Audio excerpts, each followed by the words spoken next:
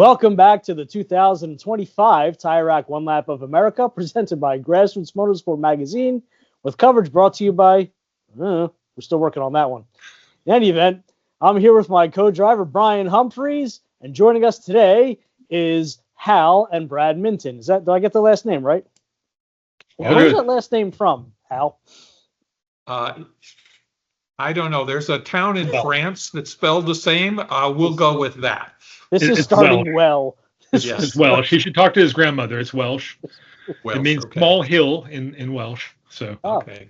So let's start off with that hills. We'll get into that later more, but things that have a decline, Brad, you don't seem to do well on, and we'll touch base on that later a little bit with some visuals. I've learned a lot of lessons in physics the hard way. Have you? Yeah, we'll get into that one a little bit later, but. You guys are here. We're here to talk one lap. This is your second year, right? Second time doing it. First two kind of half participation years. They don't add up to a whole, though. Okay. So the year before we did it, I showed up at the track and slummed around with the Sunday Cup guys and all of them.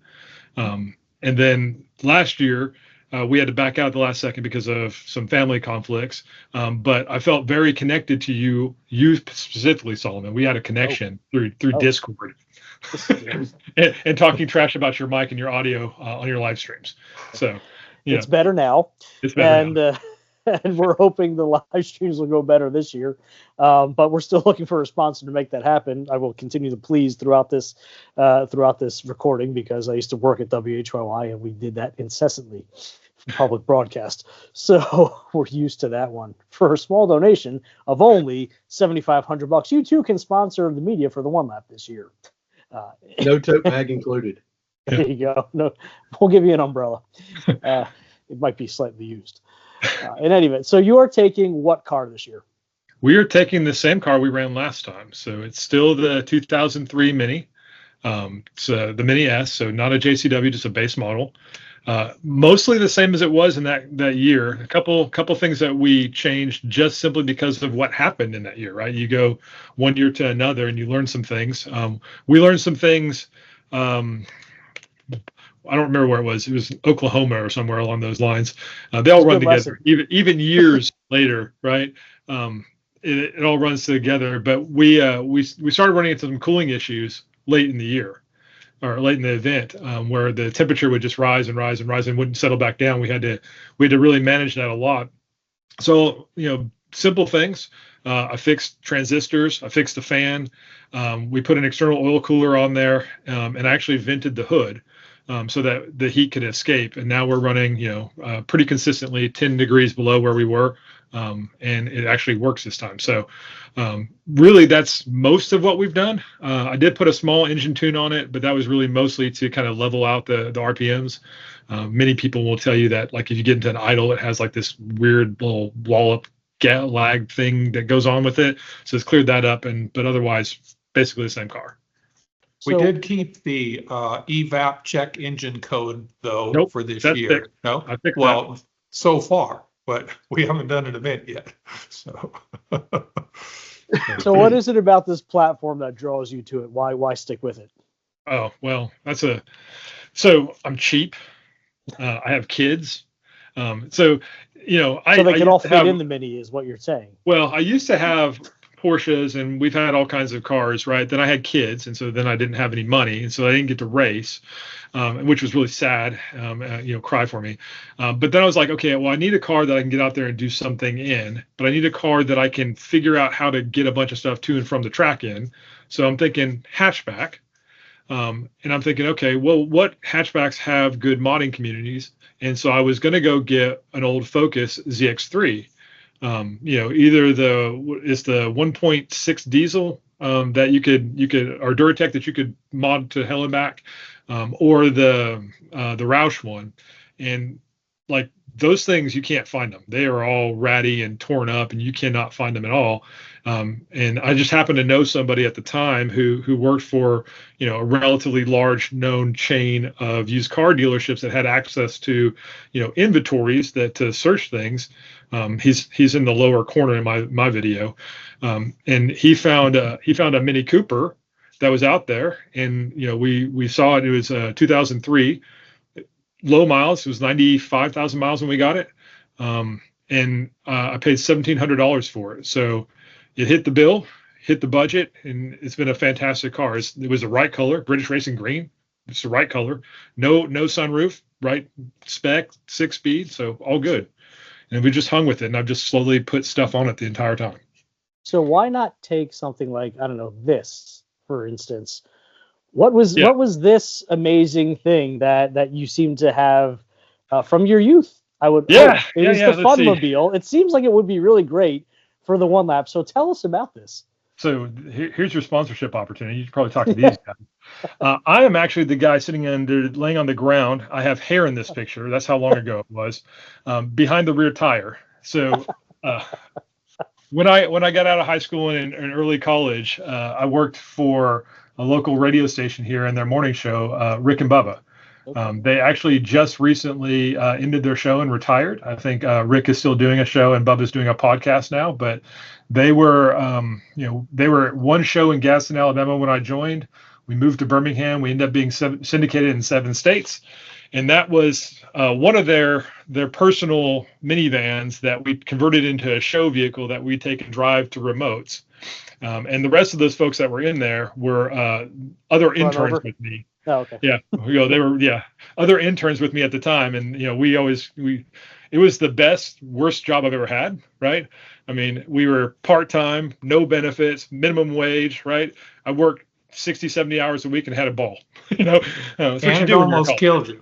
Yeah, it did almost kill me. I don't know if you dug that one up, but I did nearly die of carbon monoxide poisoning one time. But that's a whole different subject. That's a hard one to capture on photo, I would imagine. It is. Yeah, laying in a hospital bed with ventilators is not a good look. Yeah, it wasn't MySpace friendly at the time. Yeah. Brian, what do you got?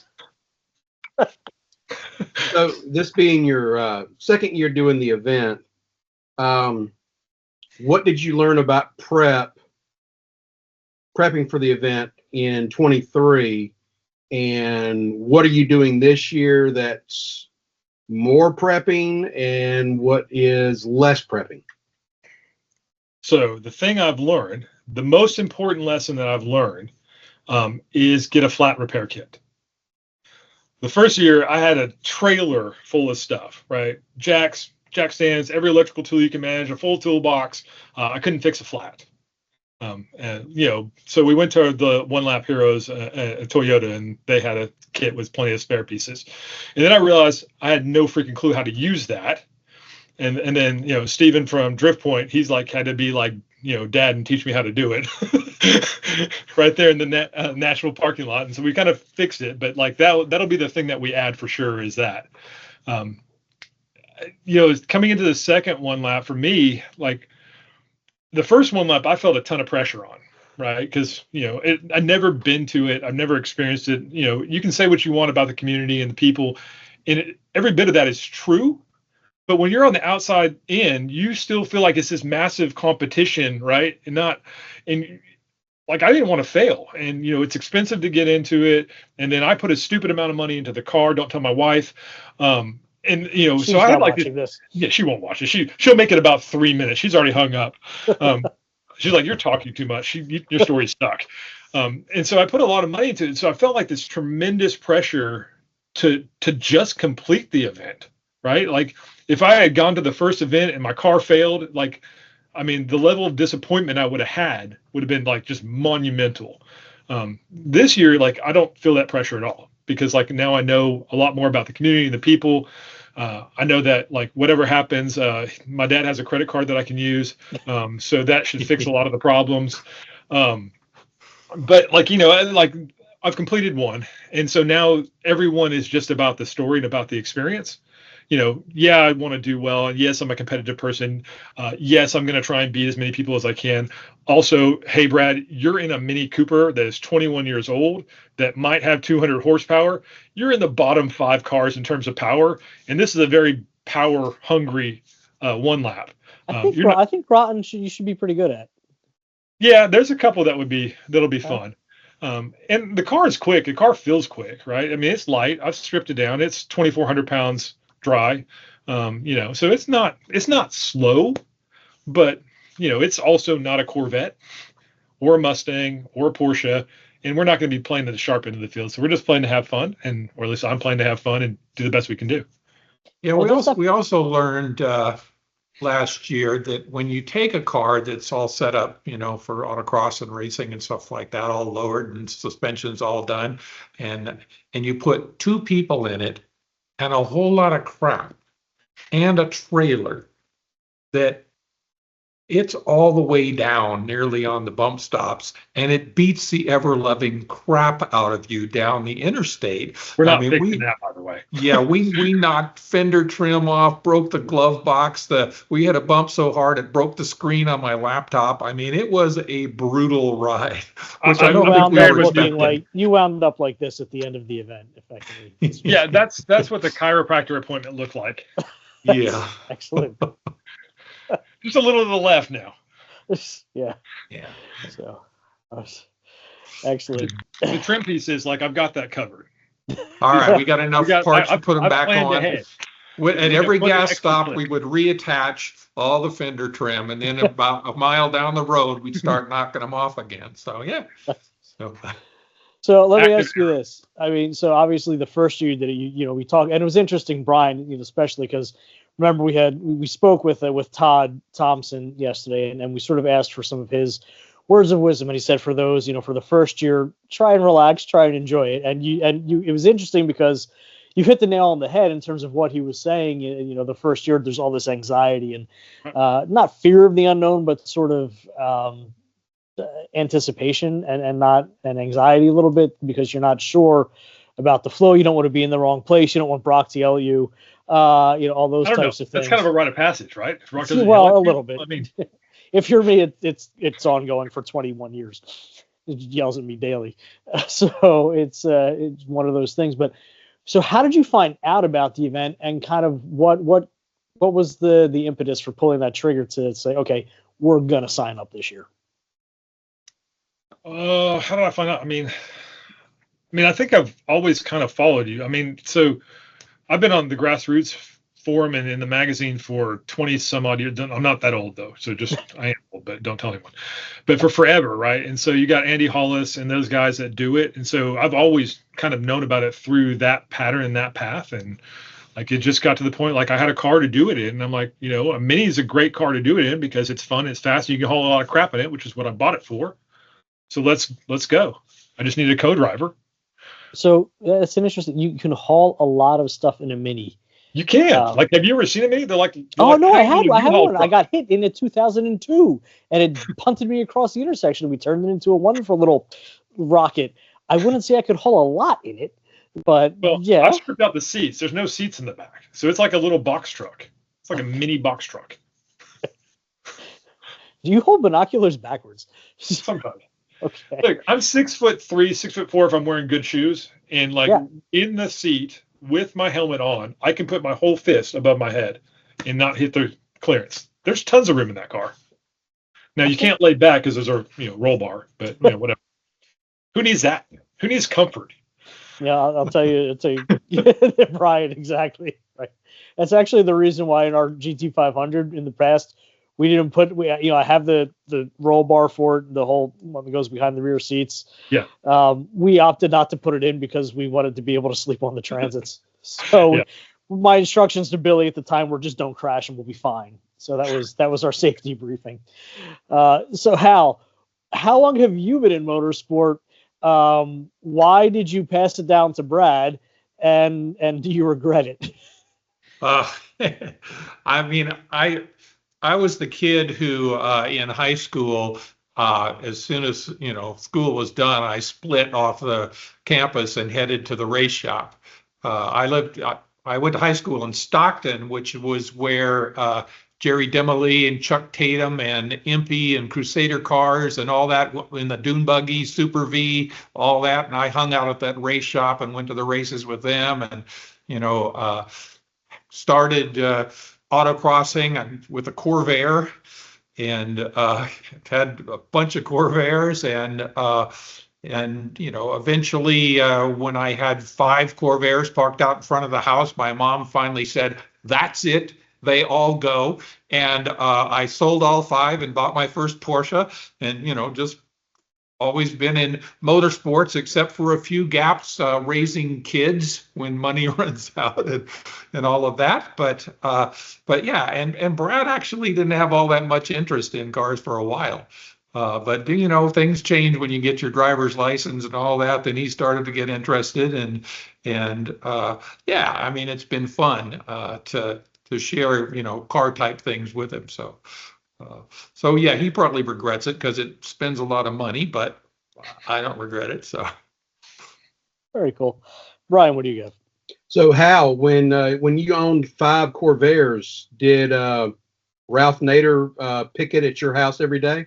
he probably should have. Yeah, I mean, that's what I did in high school to make money. Is I bought and sold Corvairs because they're so simple to work on. And back then, you'd have one that somebody crashed but had a good engine, and one that was blowing oil everywhere. And I'd put the 2 pieces together and sell the good one and junk the rest, and just bought and sold Corvairs to make money. So that's why I still have a Corvair sitting right over there. Just because I've always had them, and I always thought they were goofy, fun cars, and they're fun to go to Cars and Coffee with because you're not going to find another one sitting there, So anyway, but yeah, no, I've always just enjoyed it. Nice. So let's get down to some brass tacks here with the obvious questions. Track that you are most looking forward to, track that you are the most hesitant on this year. I think I'm most looking forward to Corvette Museum, and we ran it in 2003. And like the first morning event, if you guys remember 2003, was a complete deluge. It was crazy. We had 3 cars go off. Yep. Some of them may have gone on their side, but that first morning session, like I just limped around. I didn't perform very well. After watching other people wreck it, you're really a little gun shy. But then the afternoon, I got out there and it was really fun. I had a great time on it, and I want another shot at it. I've intentionally not driven it. It's close enough that I could get to it, but I've intentionally not driven it because I wanted to do it with one lap in that same kind of mode again. So that's probably what I'm most interested in, and just because I want to see what I can do, full on. Of course, it's going to rain like hell now because I said that. Only in your session, because yeah, that was last year. It was every time I think Randy went out, it just started raining. Well, that's fair. That's Popes. He can deal with that. Fair enough, because he can't do the wet skid pad. As far as ones I think the one I'm probably the least comfortable with is probably Pitt. But I think I'm not really not looking forward to it. it's the one I'm the least familiar with. Okay. What about you, Al? This year I'm going to be a whole lot more prepared because when we ran it the first time, I didn't have a simulator set up or anything and hadn't run any laps. Didn't even know where the tracks were going besides Road Atlanta that we'd been to a bunch of times. But this year I've got the simulator, so I will at least know which direction the track turns and have run some kind of laps on them and stuff. So I'll feel a lot more comfortable this year. VIR, I think, is both of those answers. I think it's the track I'm most looking forward to is certainly the marquee track this year, and also a pretty fast track, which is a little more intimidating. Not in the mini. What's that? Well, in the mini, it's basically 3 straightaways hooked together. But still, even on the simulator, I spent my time driving on grass quite a bit before I figured out where the track went. So it's a little intimidating, but it'll also be fun. So yeah, it's a great course. Absolutely. One that I enjoy. All right, Bryan, what else do you have? Okay, so for both of you, no matter what the location is, you've got unlimited money. Give me your top 3 tracks that you would want to go and drive. Unlimited money. Well, Spa's number 1. That's easy. Why wouldn't you want to drive Spa? It's a fantastic track. I'm hesitant on this one because I'm kind of iffy on it because it's kind of a shitty track, but like I would want to drive Le Mans. just the full Le Mans course one time. It had to be at daybreak so I could go underneath the Dunlop Ridge and see the sunrise. But just that's an experience checkbox, not really a run one. Are those coming to one lap? I'm just curious. Should I be planning Only if you ahead? take the Mini. Okay. Well, I mean, I can make that deal if we can run to Because Spa. on the Mulsanne straight, I just want to see that Mini. I mean, it'll blow a gasket before we get to the end of it. Pack a lunch, And then I guess Is he breaking into the first chicane? No. No. He broke before the first. And then I think domestically, if I wanted to go something in the U.S., I've not been to Coda. I'd really like to try Coda.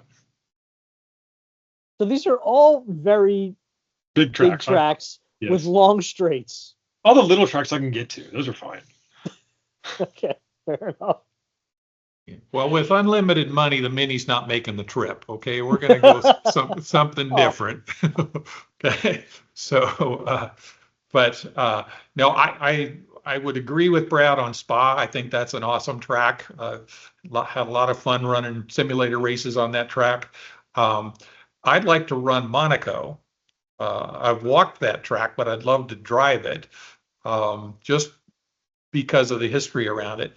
And I would also like to, and Brad will roll his eyes when I say this one, but I would also like to run Indianapolis at speed, the oval. It's because I grew up on Indy, sitting at the table listening to it on the radio before it was ever on television, and with the Andy Granatellis and all those guys and the turbine cars, and I would love to lap that track. In fact, who knows, I might even go over and do their little 2-seater thing at some point just for the hell of it. Let's say they had just it has so much history. Yeah. I don't know if you could fit in the 2-seater. I don't think probably not. Yeah. We're probably not the right. I'd have to ride in the front. I put the driver in the back. That'd be better. So.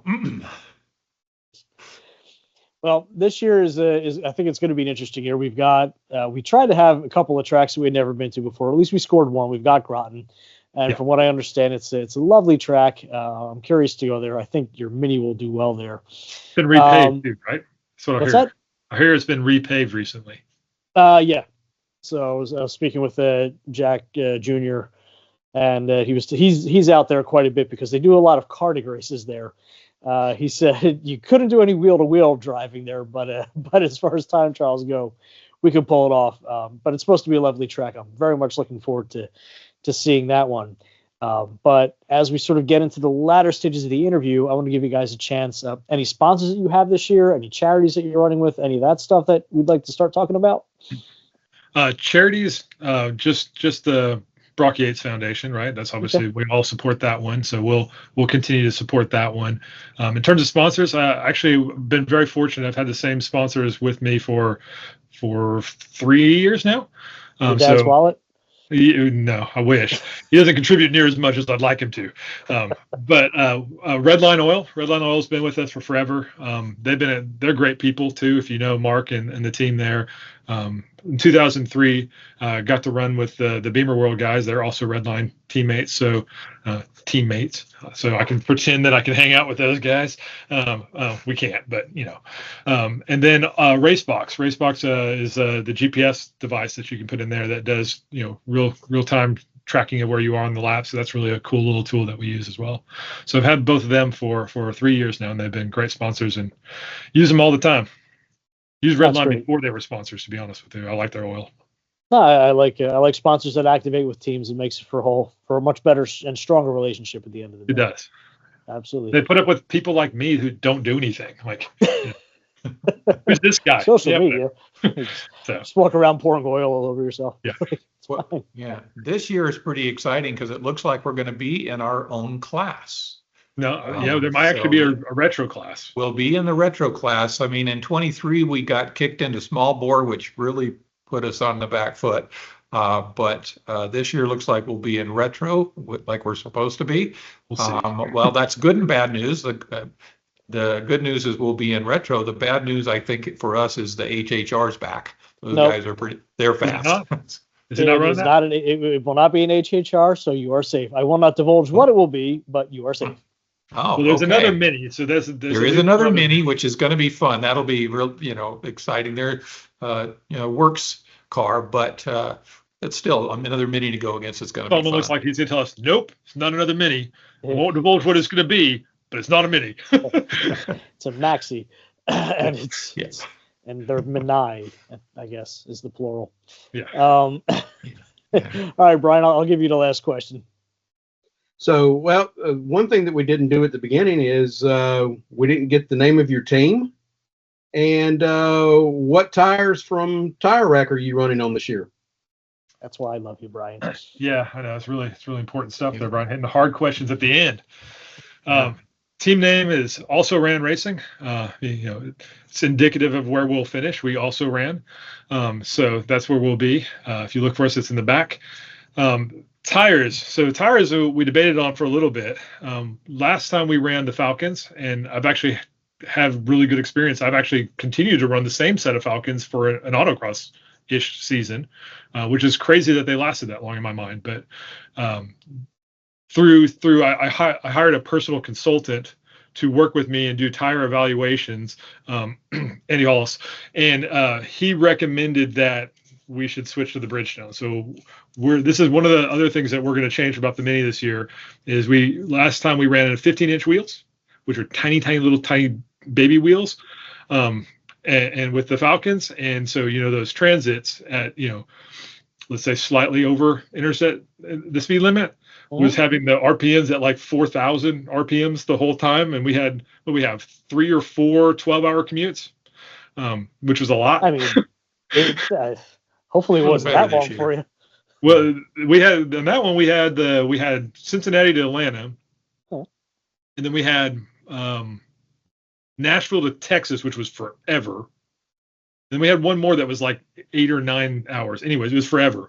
So this year, I actually bought a set of 17-inch wheels. So we'll have slightly bigger wheels, so we'll actually be able to transit like normal human beings without, the buzz box going by everybody on the interstate. So we're going to run 17s with the Bridgestone RE71 RS. Nice. They should be here tomorrow too. You want to come over and help put them on? Sure. I'll send Brian right over. Yeah. That's only about 5 hours from me. So Yeah, you're closer. Yeah. Awesome. Well, we're very much looking forward to catching up with you throughout the event and seeing you on the event. It was an absolute pleasure speaking with you and checking out some of your Facebook photos. I hope let's not oversell it. Everybody else enjoyed them as well.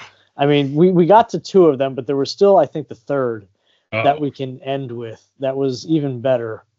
If I can find it on here. The second one, I will just tell you, like I reduced it. It's children's sleds or slides and dry T-shirts. Yes. They don't work. It creates like stick, and then you just fall. Also, you should pay attention to minimum weight recommendations. Pro tip. Fair enough. I've closed them out, so we'll leave that one aside. No, in any event, people wanting more. Yep, gentlemen, it's been an absolute pleasure. Thank you very much. We look forward to seeing you for the 2025 Tire Rack One Lap of America, presented by Grassroots Motorsport Magazine. Coverage brought to you by don't know yet. I'm Solomon. That's Brian. These are the Mintuns, Brad and Hal. Thanks for watching. Take care. All right. See you soon.